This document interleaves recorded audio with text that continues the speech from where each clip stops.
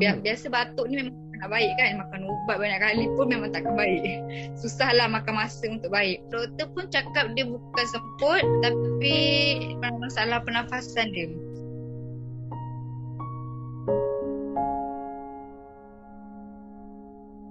Anak saya bernama Hafizul Hakim. Start bagi dia makan Different Junior ni sewaktu dia demam. Lepas tu saya ada nampak status dari kawan saya. Dia pun bagi anak dia makan vitamin ni. So saya tanya dia beli dekat mana. Lepas tu saya tanya dia okey tak vitamin ni. Dan dia jawab okey. Saya pun cuba ambil Different Junior ni bagi ke anak saya makan lah. Biasalah kalau demam kan ada sesama, batuk.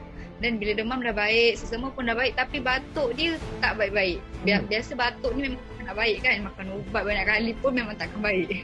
Susahlah makan masa untuk baik. So saya cuba bagi dia makan Different Junior ni. Lepas seminggu tu dia makan, alhamdulillah batuk dia okey.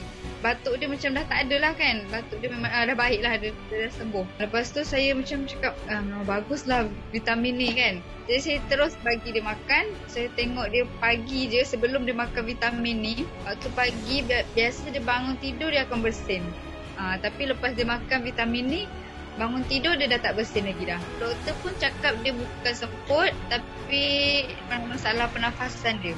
Dia bagi ubat. Bila dia masalah pernafasan tu, dia akan pergi hospital, pergi klinik. Dia memang daripada kecil ada masalah pernafasan.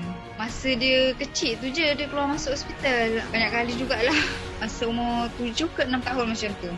Sebelum dia makan Different ni, dia susah sangat nak makan nasi. Dia akan makan makanan, kalau dah ada jajan-jajan depan mata, nasi dia dah tak pandang. Tapi lepas makan Different Junior ni, kuat makan nasi. Kadang baru lepas makan nasi 2 jam, 3 jam ambil lagi nasi. Memang kuat makan. Kalau demam ke, boleh ambil vitamin ni. Memang sangat-sangat bagus. Saya tu hari batuk, demam pun batuk sampai 2 bulan tak baik. Saya makan ni je, alhamdulillah. Memang terus baiklah. Makan vitamin ni je dalam penyelesaiannya. Saya akan bagi dia waktu pagi dengan sebelum tidur waktu malam. Sedap. Benda ni saya memang akan sembunyikan. Tak boleh letak sembarang. Ini dia akan makan tak ikut masa. Ikut suka hati dia lah dia nak makan kan. Dia rasa dia nak makan, dia akan ambil. Kalau botol tu boleh habis. Saya mungkin yang dewasa yang ini.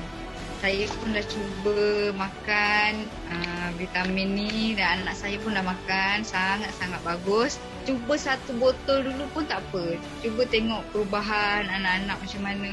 Memang sangat-sangat bagus. Sebab untuk macam yang kena positif COVID ke pun sama juga. Sangat bagus. Sebab adik saya positif COVID pun saya sarankan. Memang sangat bagus. Kena cuba.